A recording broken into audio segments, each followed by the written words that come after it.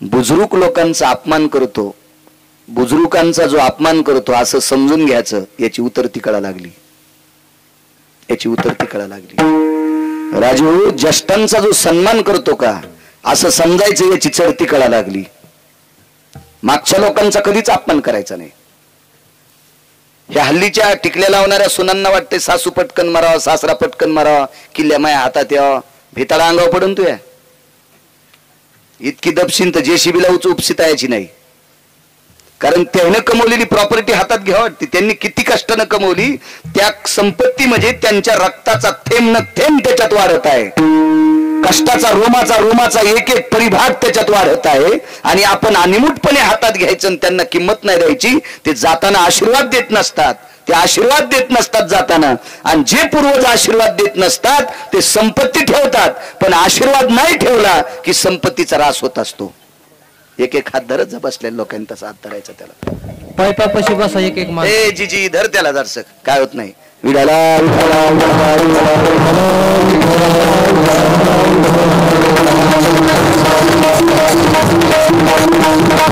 पूर्वजांचा आशीर्वाद लागतो। परमार्थात मोठं व्हायचं असेल नागरे सर, पूर्वजांचा आशीर्वाद लागतो।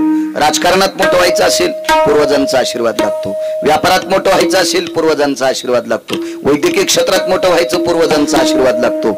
आध्यात्मिक क्षेत्र असेल, कुठलंही क्षेत्र असू द्या, त्याला पूर्वजांचा आशीर्वाद लागतो। त्यांच्या आशीर्वादाशिवाय मोठं होत नाही। तुम्हाला एक सांगू का, ज्यांच्या पाठीमाग आशीर्वाद असेल त्याला जन्म बैलाचा जरी भेटला तर देवाला सोडायला कठाळ्या होतोय। पूर्वजाचा आशीर्वाद असला ना, पापामुळे त्याला बैलाचा जरी जन्म भेटला तर देवाला सोडायला कटाळे होतो, आकड्याचीच कंस खातो। आणि पूर्वजाचा ज्याला आशीर्वाद नाही ते शापानं बैलच होतो, पण ऊसाच्या गाडीचा होतो। इतका मोठा फरक असतोय। अहो नशीब घेऊन आलं पाहिजे, मागच्यांचा आशीर्वाद असू द्या। मागच्या 1 महिन्यापूर्वी मलेशियाहून कुत्रा आणला आमचा मित्र, शाळेत शिकायला होता म्हणून मित्र म्हणायचा, शाळेत आम्ही सोबत शिकायला होतो म्हणून मित्र म्हणायचं। ते मलेशियाला गेलं फिरायला, पैशाचा कर झालता, बापान जरा शिल्लक कमवून ठुलतं, पंढरपूरला नाही गेलं, इकडे मलेशियात गेलं बोंबलत, आणि येताना 1,18,000चं कुत्रं आणलं, विमानात आणलं, तिकीट काढून आणावं लागलं असेल नागरे सर। मग कुत्रे किती नशिबाने आहेत, विमानात बसायले। एक माणूस म्हणला विमानात बसला, सुंबळे आहेस का काय तू, माणूस आहेस ना, तो विमान विकत घ्यावा, इतकं मोठं पाहिजे तू, कुत्रं विमानात बसायला आणि त्याचं तिकीट माणूस काढायला, आणि तू विमानात बसलो 3-3 बाऱ्या चोंभाळून सांगायला म्हणलं येडपटेस का काय तू। बुद्धिजीवी माणसं, विमानात माणसांनी निर्माण केलेत, प्रत्येक माणसाला एक एक भिरभिऱ्यासारखा असावं, काय नावलाची गोष्ट आहे त्याच्यात। कुत्रे बसले, प्रारब्ध सांगायला मागच्यांचा आशीर्वाद असतो। अहो काही कुत्रे इतके नशिबाने, एका माणसाकडे गेलो, 1418 रुपयाचा बिस्किटचा पुडा, 1418 रुपयाचा बिस्किटचा एक पुडा। म्हणले कशाला, म्हणले आमच्या कुत्र्याला खाला जमलं कडे मिळ, म्हणलं या आपण 10,000 रुपयाचे नेतो आपल्या पोरायला, आणि कुत्र्याला 1418 रुपयाचा। नशीब घेऊन आलं का नाही, ते प्रारब्ध आहे, प्रारब्ध आहे, प्रारब्ध। याचं कारण सांगू, मागच्या वंशाचं पुण्य आहे, मागच्या पूर्वजांचं पुण्य। ठीक आहे, पाप पुण्य समान समी मग पावी जे कर्मभूमी, पैठणच्या मालकांचं वाक्य, दोन्ही जर समान असेल तर मानवाचा जन्म जास्त झाला असेल स्वर्गाला, कमी झाला असेल नरकाला, आणि मग त्याच्यात कमी अधिकचे अजून पुन्हा वेगवेगळे प्रकार आहेत, पण माणूस होण्यासाठी दोन्ही समान लागते। आणि त्याच्यात कमी अधिक झाला असेल तर मग पशु पक्ष्यांचा वगैरे वगैरे जन्म मिळतो, त्याच्यात काही पुण्याचा साठा असेल तर वंशाच्या पुण्यानं मग ते चांगल्या ठिकाणी जात असते। कुत्र का असं ना, पण वेळेला भाकर टाकणाऱ्याच्या घरात जन्माला यावं, याच्याकरता मागच्यांचे आशीर्वाद घेऊन माणसानं जीवन जगत जावं। ज्यांना मागच्याचे आशीर्वाद नाहीत का, 500-500 एकर जमिनीवाले भूमिहीन झाले, आशीर्वाद ठेवून गेले नाही माणसं, आशीर्वाद ठेवून गेले नाही। आशीर्वाद असला पाहिजे माणसांच्या पाठीमागं। गांधारी हुशार आहेत, धात्री नावाच्या स्त्रीचं ऐकलं, विदुर काकाच्या घरी आल्या। दुर्योधन आलाय का, काय कळतं म्हणे विदुर, काकाला काय कळतंय। काकांच्या घरी आल्याच्या नंतर विदुर काका विवेकाचं टोक होते, आवाज दिला, सुशिला जी मालक, वहिनी साहेब आल्यात। काय वाणी होती हो, वहिनी साहेब आल्यात। सुशिलाबाईंनी लागलीच बसायला, बोऱ्या टाकला, या ताईसाहेब या, मोठी जाऊ येते, या ताईसाहेब बसा। मोठी भाऊसाहेब या नात्याने काकाने प्रणाम केला, प्रणाम वहिनी साहेब, प्रणाम, काय काम आहे काका एक विचारू, गेल्या 15 दिवसापासून दुर्योधन आमच्याकडे सारखे येतात आणि त्यांनी सांगितलं गावाच्या बाहेर बांधलेल्या घरात तुम्ही राहण्याकरता जा, तुझा विसर न व्हावा. तुकोबाराय देवाला मागतात, देवा मला तुझा विसर झाला नाही पाहिजे एवढं देऊन टाक. दोन्ही म्हणजे तुकोबारायचं वाक्य किती प्रमाण आहे ते सुद्धा, तुकोबाराय किती विवेक दृष्टीने मागतात ते सुद्धा, आणि वास्तूसाठी सुद्धा पोषक, या दोन्ही गोष्टी आपल्या कडव्यावर चलावा म्हणजे अभंगाच्या बाजूला न जाता आपलं सगळ्या दोन्ही गोष्टीचं काम व्हावा असं कीर्तन करायचं. विठाला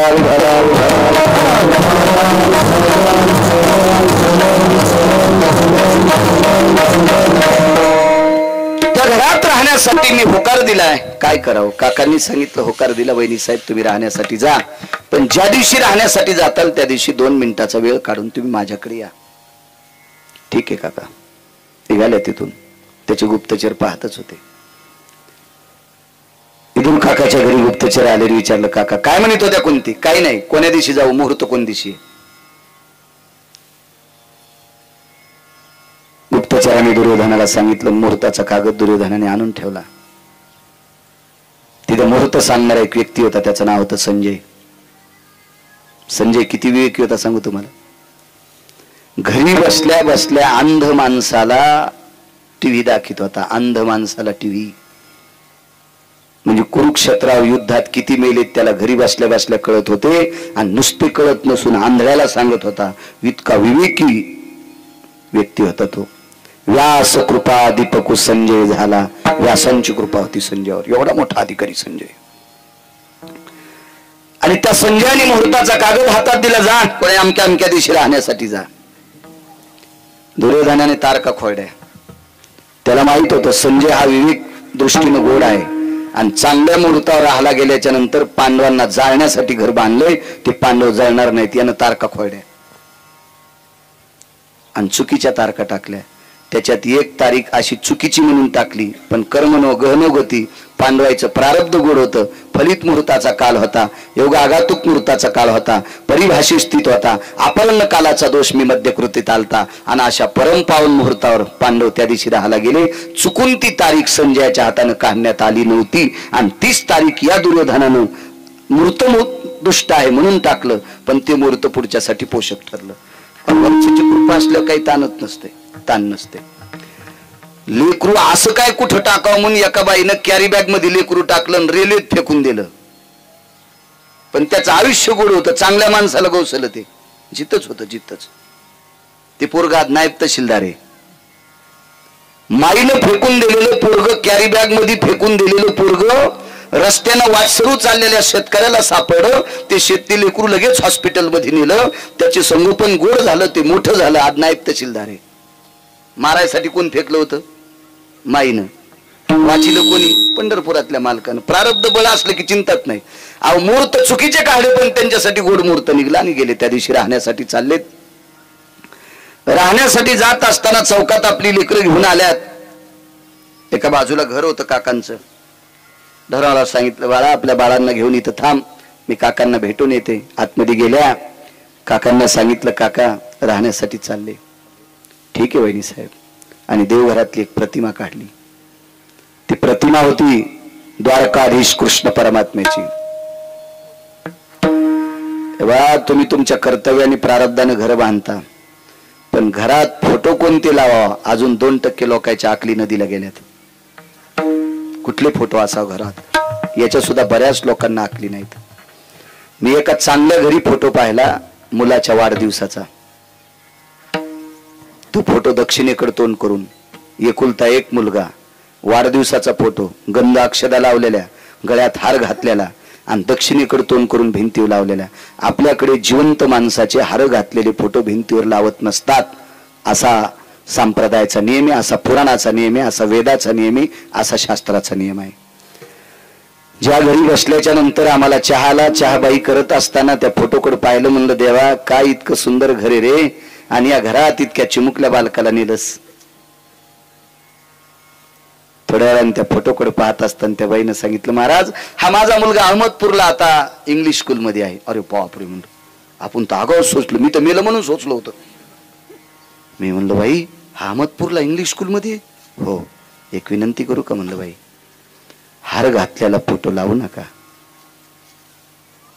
ठीक आहे ठीक आहे ठीक आहे ठीक आहे म्हणजे कुठं टाकू म्हणलं आता कुठं टाकू नको फक्त सांग काढतोय लावू नकोस लावत नाहीत शास्त्र आहे त्याच्या पाठीमागं पूर्वजांचे फोटो लावायचे असतील आजोबा पंजोबाचे त्याची दक्षिणेकडे दिशा असली पाहिजे विज्ञानवादी मानत असतील न मानत असतील मानील तो देईल काही न मानील तो नेईल काही कारण मी सांगतो कोण्या भंगाऱ्याचं ऐकून सांगत नाही वाचून सांगतोय आणि ज्यांनी लिहिलंय ते काय गोट्या खेळणारे महाराज नव्हते पुड्या खाणार नव्हते गुटके खाणार नव्हते लोकांचे इचकिनार नव्हते ते विटेवरच्या मालकाला नितांत प्रेम करणाऱ्या अधिकारी लोकांनी पुराण केले ना ते का आपलं थोडंच विठाला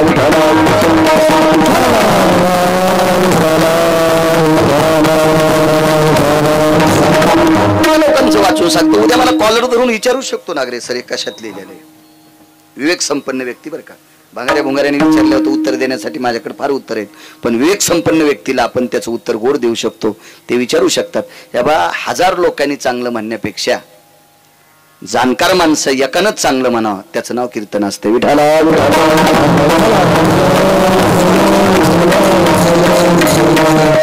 तर लुगडं नेसून नाचणाऱ्यालाही चांगलं म्हणते त्याचा काय विषय नाही लोक तर चांडाळ चौकडीतल्या गप्पा सांगणाऱ्याला सुद्धा चांगलं म्हणत असतात त्याच्यातला काय विषय नाही म्हणे ही प्रतिमा घेऊन जा घरात वाघाचं चित्र नसावा देवी जरी वाघावर बसलेली असेल पण देवी ज्या वाघावर बसलेली त्या वाघाचं तोंड मिटलेलं असावा असंच चित्र घरात लावलं पाहिजे व्याघ्रमुखी शिभयस्थितानां येन दर्पणो प्रतिमा भयस्थित जायते घेऊन वास्तु सर्वस्थितो अनिष्टकाला भयजायन नैवं गांजा कसं लिखितम हे गांजा वरणाऱ्यांनी लिहिलेलं नाही शास्त्र त्याच्या पाठीमागं काही आवडतं काय म्हणले असं दवडणाऱ्या घोड्याचं चित्र असावं लक्ष्मी घरात पळतच येत असती सुंबळे आहेस का काय तू घोड्याचं चित्र लावल्यावर घरात लक्ष्मी येत असती का कामच आता उद्या मी आज इथं नसतो आलो तर मग या परिसरात कीर्तन करता आलं असतं का मला विचारलं असतं का नाही तुम्ही महाराज कसं काय नाही आले ठीक आहे हॉस्पिटलला बेडवर फोटो पाठवला असता आजारी आमकय तमकय काही एखादी दुःखद घटना घडी तितकं सांगता येईल इथलं कीर्तन घ्यावं त्या पलीकडच्या गावात कीर्तन करावं पुन्हा या भागातले लोक तिथे किती मस्त आले असते आणि 100-200 घोड्यांचे फोटो घरात लावले असते काय फायदा झाला असता त्याच्यावर ह्याचं काय नसते त्याला कर्तव्य गोड लागते कर्तव्य गोड काही माणसाचा अंधश्रद्धेव इतका विश्वास महालक्ष्मीच्या परेडमध्ये ह्या उष्ण देत नाहीत लक्ष्मी जाती म्हणे त्याच्यात लक्ष्मी जाती मग महालक्ष्मीच्या परेडमध्ये उष्ण दिल्यावर जर लक्ष्मी झाली असती तर मी 12 महिने कीर्तन केलेच नसते त्या दिवशी मूळ नक्षत्र असते त्याच्यावर पूजा असती तितक्या टायमात 2-4 सोयाबीनच्या शेंगा 2-4 कापसाचे बोंड लोकांची चोरीतच राहिलो असतो ना त्या सगळ्याची संपत्ती गिरगावकराच्या घरी दखल झाली असती असं नसतं हे नालायकपणाचा कळस आहे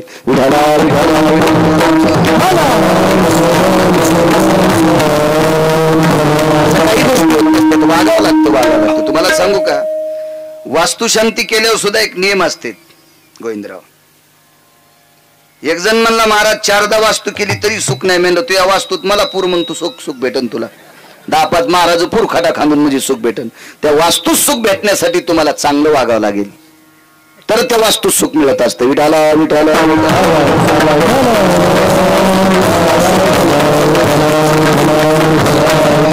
योग असा आला ती प्रतिमा घेऊन जा पदराखाली प्रतिमा झाकली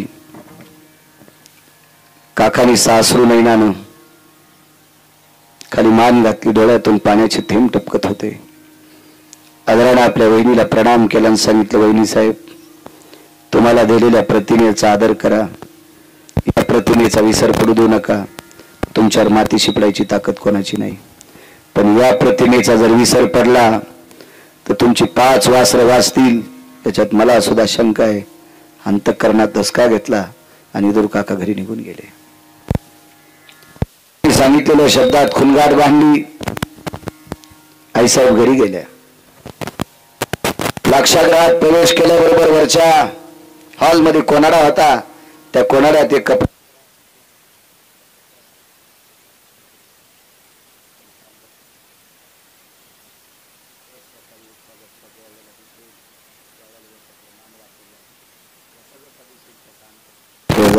याचा विसर पडू देऊ नका रे आपल्याला या वास्तूत सुख प्राप्त होईल पहिला दिवस आहे नित्यनेम आटपला संध्याकाळची वेळ आहे अंथरुण टाकले पांडव झोपल्या गेले भिंतीला टेकन देऊन त्या मूर्तीकडे बघत कुंती आई साहेब सारखं त्याचं चिंतन करत होत्या. रात्रीच्या 1 वाजता पुरोचन नावाचा व्यक्ती आला. हातात पेटलेली मशाल होती, त्या घराला लावायची होती, पण कुंती आई साहेब जाग्या असल्यामुळे तो निघून गेला. घरात म्हणजे 80% ज्वलनशील पदार्थ होते. 80% लाख त्याच्यात वापरला होता.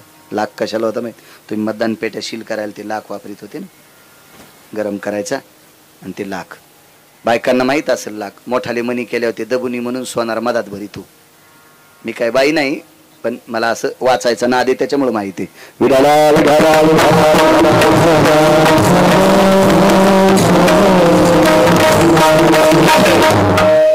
हे सगळे ज्वलनशील पदार्थ टाकून तयार केलेलं घर होतं. घराला रिस्तू लागल्याबरोबर 11 सेकंदात घर पेटणार होतं. तितकं ज्वलनशील काहीच नाही. 9 वस्तू एकत्रित टाकलेल्या होत्या. बॉम्ब सारखा भडका त्याचा होणार. 11 सेकंदात अशोभ घराची राख होणार. एवढे पदार्थ त्याच्यात होते. पण बाई जिवंत जागे बघते आपल्याकडे म्हणून पुरोचन निघून गेला. बघता बघता 2-3 दिवस निघून गेले. रात्र जागून काढायची. रात्रभर त्याच्याकडे बघायचं. पहाटे ब्राह्मी मुहूर्त झाले की लोक उठायचे. आजूबाजूचे लोक सडा टाकायला उठले की न उठणं, आपल्या कामासाठी मग्न होणं. पण बाईच्या लक्षात आलं आता मात्र एक ना एक दिवस या महालाला पुरोचन नावाचा व्यक्ती पेटवणार, आपण जळणार, आपली लेकरं जळणार. काकाने तर सांगितलं याचा विसर पडू देऊ नका, आपलं काम साधेल. पुरोचन नावाच्या व्यक्तीला दुर्योधनाने आमंत्रित केलं आणि सांगितलं पुरोचन लक्षात घे, 4 दिवस होऊन गेले, अजून आमची काकी आणि पांडव जळाले नाही. आज जर संध्याकाळच्याला नाही जळाले तर बेटा उद्या सकाळच्याला तुला फुकीन. दुर्योधनानं सांगितलं मालक मी माझा प्रयत्न करतोय पण बाई झोपत नाही, मी त्याला करू काय? पण दुर्योधनालाही माहित नव्हतं आणि पुरोचनाला माहित नव्हतं झोपत नाही त्या अर्थी करते काय. नित्य सारखं त्याचं चिंतन करत होती. तुझा विसरलं व्हावा असं सारखं त्याचं चिंतन करत होती. पण एके दिवशी कुंतीच्या लक्षात आलं आजची रात्र आपण जागू शकत नाहीत. त्या दिवशी कुंतीने स्वयंपाक केला तो पुरणपोळीचा. आपल्या 5 पुत्रांना पुरणपोळ्या वाढल्या. त्याच्यातला एक मुद्दा सांगतो राजू. वैकुंठवासी माधव महाराज मगर सांगायचे, कुंतीने ज्या दिवशी लाक्षागृहात पुरणपोळीचा नैवेद्य केला, भगवंताच्या पुढे नैवेद्य ठेवला आणि 5 लेकराला पुरणपोळी वाढत असताना प्रत्येकाला सारखं तूप वाढलं. धर्माला वाढलं, अर्जुनाला वाढलं, नकुलाला वाढलं, सहदेवाला वाढलं, भीमाला वाढलं. पण फरक सांगतो, भीम, अर्जुन आणि धर्म यांना तुपाच्या वाट्या भरून ठेवल्या आणि बंध्या पोळ्या बाजूला ठेवल्या गरम गरम. पण नकुलाला आणि सहदेवाला स्वतःच्या हातान चुरून पोळ्या वाढल्या, कारण ही मादरीची लेकरं होती, त्यांना चुरून वाढल्या. नकुलाने कुंती मातेनं पोळ्या चुरत असताना डोळ्यानं रडावा, आईला शंका येईल याच्याकरता नकुलाचा आणि सहदेवाचं अंतःकरण रडत होतं. आपल्या आईच्या पश्चात आपल्यावर अतूट प्रेम करणारी माय आपल्याला सापडली, ती कुंती आहे. प्रपंचात लोकांनी चांगलं वागलं पाहिजे.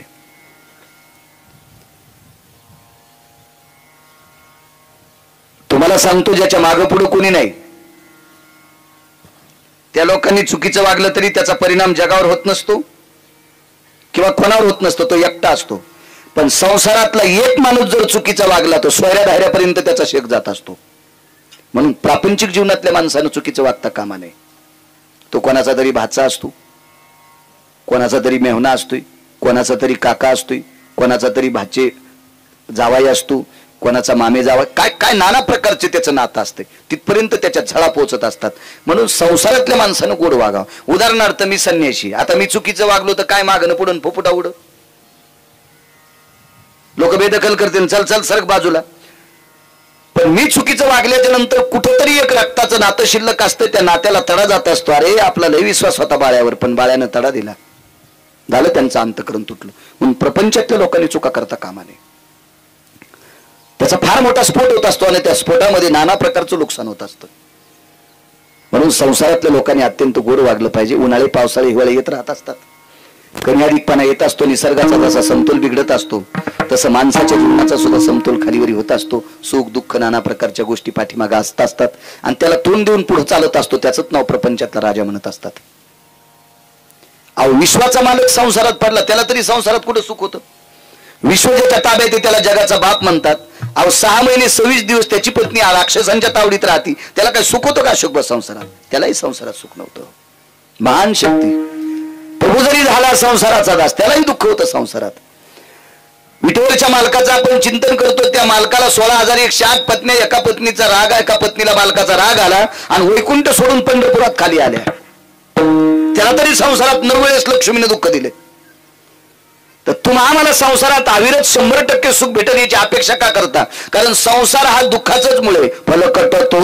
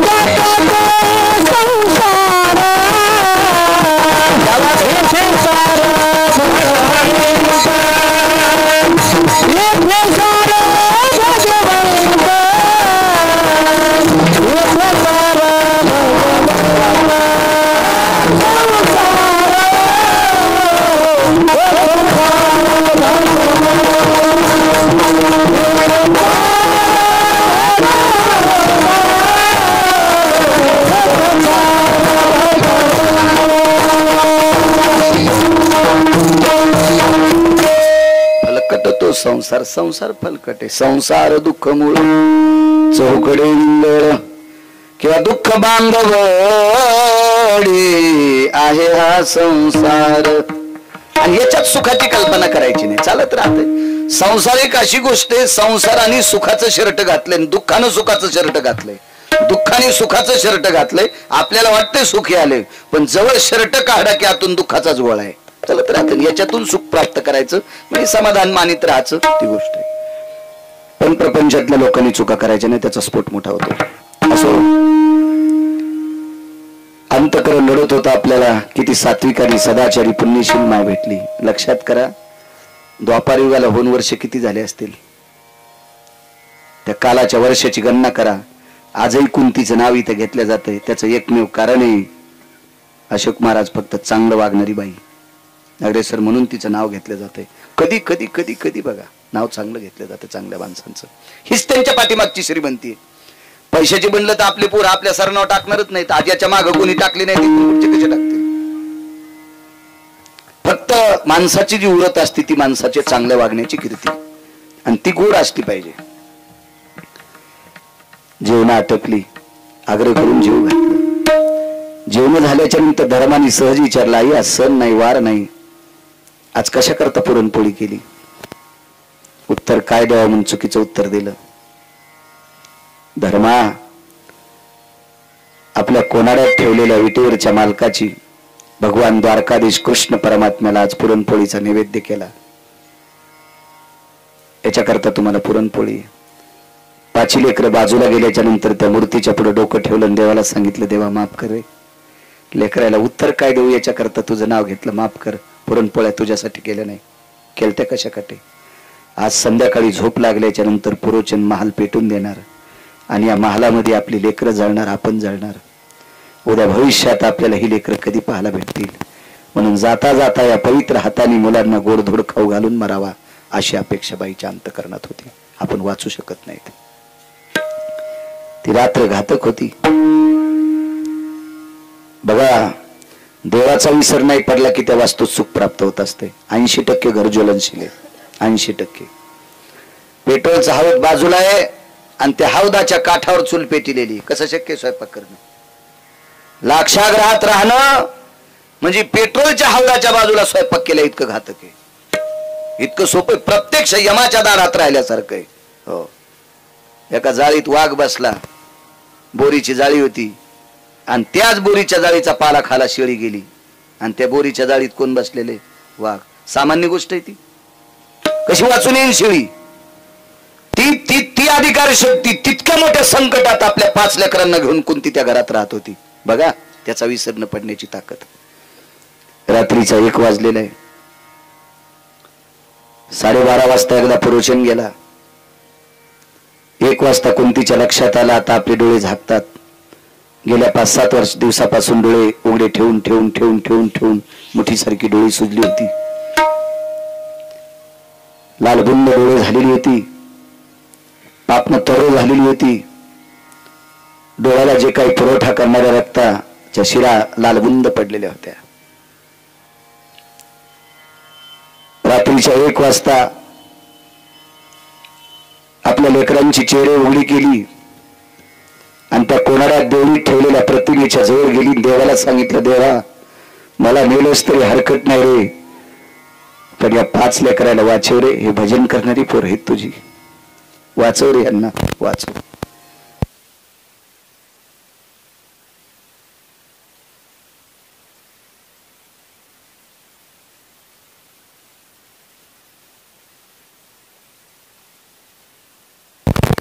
एक विनंती करते देवा, 5 जणांना वाचण्यासाठी तुला त्रास होत असेल, एवढा कामाचा व्याप सांगत नाही, पण एक लक्षात ठेव, मी आणि माझे गेले तरी चालेल, मी आणि माझे गेले तरी चालेल, पण माझ्या मालकाने जिच्यासोबत लग्न केलं तिला माद्री म्हणतात.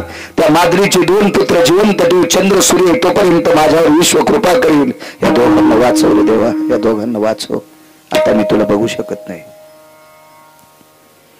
भिंतीला टेकन दिला आणि त्याच्याकडे बघत होती, सारखं त्याचं स्मरण करत होती, त्याचं चिंतन करत होती. बघता बघता डोळे झाकले, आयुष्याने एकदा डोळे उघडले आणि अंतकरणातून एक ध्वनी निघला, देवा सांभाळ लेकराला, सांभाळ सांभाळ. हे वनात सापडलेली सावजेत्री देवा, कर यांच्यावर कृपा. आणि कुंतीने डोळे झाकले. 1:15 सुमारास पुरोचन नावाचा व्यक्ती हातात मशाल घेऊन आला. हिने केलेल्या आग्रहापोटी वैकुंठातले मालक द्वारकेमध्ये निद्रा करत होते. रात्रीचे 1:15 वाजले. अशा वेळेला फार दिवशी जगाचा मालक जागा झाला. आईसाहेब बाजूला होता, सर्वांग घामानं चिंब झालेलं होतं, डोक्यातून घामाचे लोट वाहत होते. आईसाहेब विचारलं, काय? काही नाही. गरुडाला पाचारण कर. गरुडाला पाचारण केलं आणि गरुड सुदर्शन आणलं आणि हातामध्ये भगवंतानं रात्रीच्या 1:15 वाजता सुदर्शन घेतलं. आणि पुरुचन नावाचा व्यक्ती लाक्षाग्राला आग लावणार तेवढ्या अवकाशात सुदर्शन पडलं. चक्र मारके धरली फोडी. लाखा जोर में पांडव बैठे गलगाई बिगड़ी किने बजाए नाथ मोरे बिगड़ी किने बजाए. जिथे पांडव आणि कुंती आहेत तितक्याच जागेला छिद्र पाडलं. नर्मदेच्या तीरावर पांडव सुखरूप नेले. वसरीमध्ये त्या दिवशी एक बिल्ली आलेली होती. त्याचे 5 लेकरं घेऊन ती वसरीत झोपली होती. कुंतीला माहित नव्हतं. दुसऱ्या दिवशी सकाळी लाक्षागृह जळालं. ते एका स्त्रीच्या बांगड्या सापल्या. ती भिल्ल स्त्री होती. आणि 5 मुलांच्या अस्थी सापडल्या. ते तिचे पुत्र होते. दुर्योधनाच्या लक्षात आलं कुंती गेली, आपले 5 भाऊ गेले. या नालायक दुर्योधनानं त्या दिवशी दिवाळी साजरी केली. इतका भडवा होता दुर्योधन. त्याचा पावना तुमच्या गावात. मग काय चिंता नाही. हरामखोर होता दुर्योधन, नालायक होता, बुजदिल होता, विवेक भ्रष्ट होता दुर्योधन. विवेकाचा आणि त्याचा काही संबंध नव्हता. इतका बुजदिल विचाराचा, जटिल विचाराचा दुर्योधन होता. फार घाणेरड्या विचाराचा होता. तुम्हाला एक सांगू का, भारतीय संस्कृतीतल्या स्त्रीचा नागरेसर जर वाईट पाऊल पडला ना, चुकीचं काम जर एखाद्या स्त्रीने केलं तर तुम्ही तिला डोक्यातून डिलीट करा. डिलीटच म्हणतात ना, मोबाईल मधलं जे वाक्य आवडलं नाही ते डिलीटच म्हणतात ना. तिला डिलीट करून टाका, पण तिची चेष्टा करण्याचा अधिकार भारतीय संस्कृतीतल्या पुरुषाला नाही, अशी वेद शास्त्र आणि पुराण नीती सांगते. तर रक्ताच्या नात्यातल्या पवित्र स्त्रीला भर सभेत उघड करायचा अधिकार काय दुर्योधनाला द्यालता? काय लायकी होती का त्याची? मोठी भाऊजाई आई समान असतरी तिला मांडीवर बसावा इतक्या हलकट विचाराचा दुर्योधन. त्यानं दिवाळी साजरी केली, फटाके फोडले, त्या दिवशी आनंद उत्सव केला, हस्तिनापूर सजवलं, तोरणं लावा. भीष्माचार्याच्या डोळ्यातून एक पाण्याचा थेंब पडला होता. तो थेंब धरण्याची ताकद पृथ्वीत नव्हती. त्या दिवशी पृथ्वी अशी थरथर कापत होती. तर प्रत्यक्ष वरुणानं पृथ्वीला विचारला, थरथर का कापते? द्रोणाचार्यासारखा भीष्माचार्यासारखा सात्विक ब्रह्मचारी, अशा ब्रह्मचार्याला एक प्रकार बघून दुःख झाले. त्या दुःखाचा जो थेंब पडलाय, ह्या थेंबाचा क्रोध एके दिवशी इतका उद्वेगाला जाणार, म्हणून 18 दिवस युद्ध त्याच थेंबापासून झालं. ते कायमस्वरूपी राग चालत होता, कायमस्वरूपी. चांगल्या माणसांना जी गोष्ट सहन होत नसती का, तिचं पाप फेडावं लागत असतं. एक लक्षात ठेवा, मुद्दा सांगतो. आपल्या बापदाद्यांनी 72च्या दुष्काळात एक टाइम जेवून आपल्यासाठी जमीन कमिली, आपल्यासाठी घरं बांधले, संपत्त्या ठेवल्या, 4-2 रुपये ठेवले. ते कधी कधी गोव्याला गेले नाही, कधी कधी हनीमूनला गेले नाही, त्याने चुकीच्या ठिकाणी 1 रुपया खर्चीला नाही. लेकरं बरं होईल, आनंदाचं सुखानं त्यांचं जीवन जगल यांच्याकरता त्यांनी 4-4, 5-5 लुगडे नेसले नाही, 2च लुगड्यावर संसार केले. काम करायचे असेल तर 2-3 थिगडाचं लुगडं नेसलं. अशा परिस्थितीत बापानं गाठी मारलेलं धोत्र नेसलं, साधा पिळा पडलेले पटके घातले. अशा परिस्थितीत संपत्ती कमावा आणि त्या पोरानं बायकोच्या फेरंदवलीसाठी केळीचं ढेलं इकावा. काय मरताना आशीर्वाद देईल ते म्हातारं? दुःख वाटेल का नाही त्याला? मग तसं आपण एखादी चुकीची गोष्ट केल्याच्या नंतर आपल्या पूर्वजांना, अधिकारी लोकांना त्याचं दुःख वाटत असतं. हे दुःख भीष्माचार्याला ज्यावेळेला वाटलं, त्या थेंबाचा उद्रेक झाला. 18 दिवसाचा युद्ध प्रसंग. अजून 9 कारण आहेत त्यासाठी, पण पुढे बघू. बैल 2 जमीन 300 एकर कशी नांगरता येईल? जस जसं तो मला बोलता येईल तितकं बोलेल. पांडव तिकडे सुखरूप गेले. माझ्या तुकोबराने विटीवरच्या मालकाला विचारलं, प्रभू एक विचारू, पांडवाला जाळण्याचा प्रयत्न कोणी केला? सख्या चुलत भावानी. रात्री झोप तू स्वतःची मोडून का घेतलीस? ब्रह्मांडाच्या मालकानं सांगितलं, तुकोबरा, ज्या बाईच्या हातात विदुर काकानं माझी प्रतिमा दिली, त्या दिवसापासून तिच्या अंतकरणात, तिच्या ध्यानात मी होतो. माझा विसर तिनं पडू दिला नाही, आणि माझा विसर ज्या माऊलीनं पडू दिला नाही, तिचे लेकर जर लाक्षाग्रहात जळाले असते तर मला कारुण्य सिंधू कोण म्हणलं असतं. सिंधू म्हणजे समुद्र. मला कारुण्याचा सिंधू, कारुण्याचा सागर ही उपमा आहे. आणि जिने माझं ध्यान करावा, तिचे लेकर जर एका लाक्षाग्रहात जळत असतील तर मला लावलेली समुद्राची उपमा ही गौण आहे, ही खोटी आहे. ही कोण्या तत्व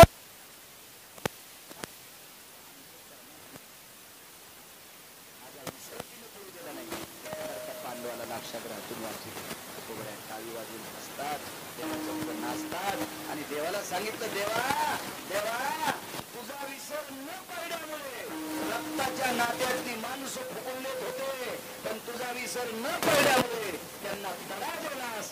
त्या वास्तूमध्ये पांडवांना त्यांच्या आईला वाचविलंस, याची एकमेव ताकद आहे तुझा विसर न पडण्याची. मग मला तरी दुसरं देतोच कशाला? म्हणून पहिलं करू.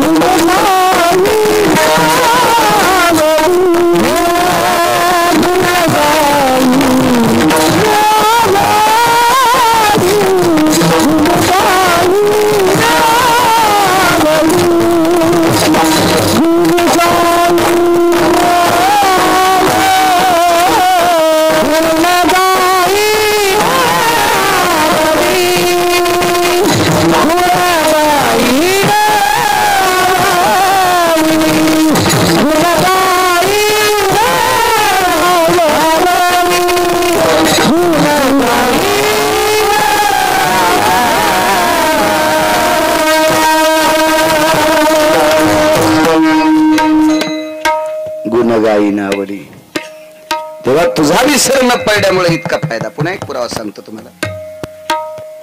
तेव्हा कुंतीनं देवाचा अशोकबा विसर न पडू दिल्यामुळं लाक्षाग्रहातून वाचिलं.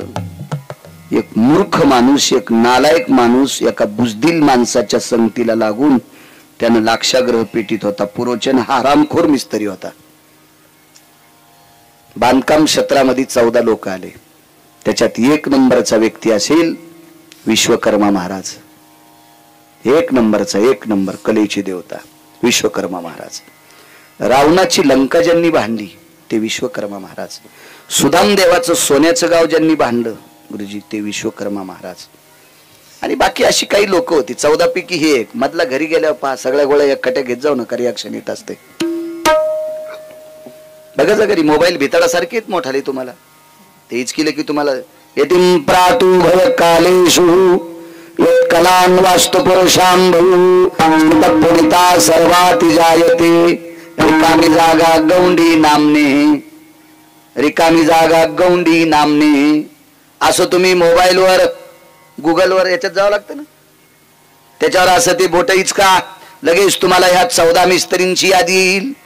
त्याच्यामध्ये जटिल कोण आहेत, नालायक कोण आहेत, बुजदिल कोण आहेत, हरामखोर आहेत त्याची सुद्धा यादी येईल. असं मला वाटतंय असेल ते मोबाईलवर, असं वाटतंय. आपल्याकडे नसल्यामुळं तितका काय अभ्यास नाही आणि मी आपला हेच वापरितो. पैसे आहेत माझो, पैशाला काय कमी नाही. मी सोन्याचा घेईन, सोन्याचा हिऱ्याचा घेईल, 1 कोटीचा घेईल. युट्यूब चालू आहेत ऐक नाही राजे. मला उद्या विचारणार आहे पैसे तुझ्याकडे कुठून. निष्ठेनं शेती करतोय पाठ्या, काही कमीच नाही ना. यथा सांग उत्पन्न नाही. सगळ्या तुरी घातल्या तर मस्त मोबाईल येईल. हो सगळं मागचं या वर्षीच ते सोयाबीन विकलं होतं किती मोठा येईल, काय ताण नाही. मागचं ठुल्यामुळं चांगला बोकना बसला. हसवाल नाही का तुम्हाला. दुसऱ्याचं घर पेटल्या मस्त शेकाता नाही का, आणि तुमच्यातल्या कोणीच नाही ठुलं का. आम्हालाही कळत ना कोणा कोणाचं राहिलं. ज्याचा चेहरा पडला ते महेश सोबती आहेत विठाला.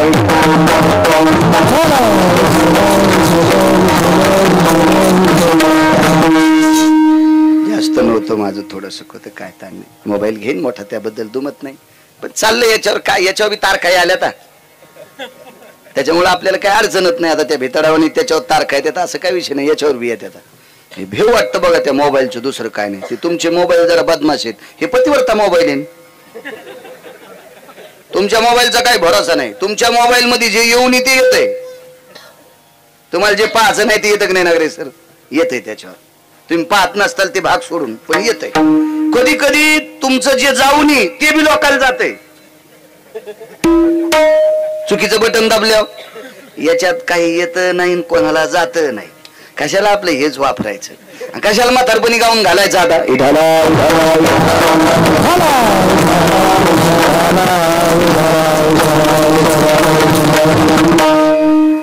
घराची ताकद, नामसाधनेची ताकद किती मोठी आहे. नालायक व्यक्ती घर पेटवत होता अशोक बुवा, त्याच्यातून वाचिला असेल नवल नाही. एका व्यक्तीचं घर एका भजन करणाऱ्याने पेटिलं. त्याच्यासारखा भजन करणारा जगात कोणी नाही. बरं जगात कोणी नाही. तो भजन करणारा किती श्रेष्ठ आहे. तो भजन करणारा किती श्रेष्ठ आहे हे आळंदीतल्या मालकाकडून ऐकायचं.